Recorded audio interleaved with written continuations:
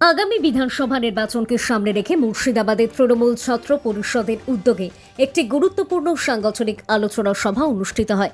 সভায় college unit ও নবনিযুক্ত block ও town Trinamool ছাত্র পরিষদের সমস্ত নেতৃত্ব উপস্থিত ছিলেন।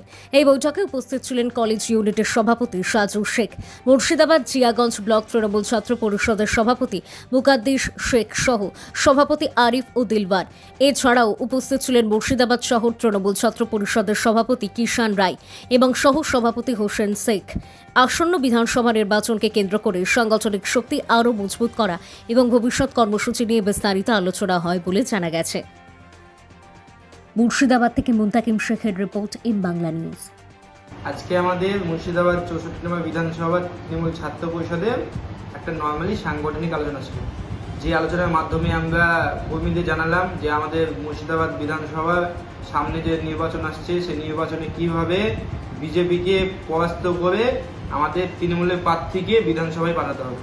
তো সেই সব নিয়ে আলোচনা ছিল। আমাদের নবনিযুক্ত টাউন সভাপতি ছিল, তার সাথে সাথে আমাদের এমজে ব্লক তৃণমূল ছাত্র পরিষদের সভাপতি ছিল, আমাদের টাউনের সহসভাপতি ছিল, আরও অনেকেই ছিল। সকলে উপস্থিত আমরা একসাথে হয়ে এইটুকুই আমরা অ্যাকচুয়ালি এমজে ব্লক তৃণমূল ছাত্র পরিষদ জিন্দাবাদ, জয় বাংলা।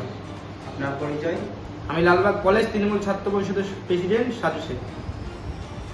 আজকে আমাদের তৃণমূল ছাত্র পরিষদের সাংগঠনিক আলোচনা, সেখানে উপস্থিত ছিলেন কলেজের সভাপতি সাজু শেখ ও মুর্শিদাবাদ শহর তৃণমূল ছাত্র পরিষদের সভাপতি কিষান রয় ও সহসভাপতি হোসেন ভাই সবাই উপস্থিত ছিলেন। এবং আমাদের তৃণমূল ছাত্র পরিষদের ব্লক ও টাউন ও কলেজ এর ইউনিটের সকল সদস্য আমাদের এখানে উপস্থিত ছিল।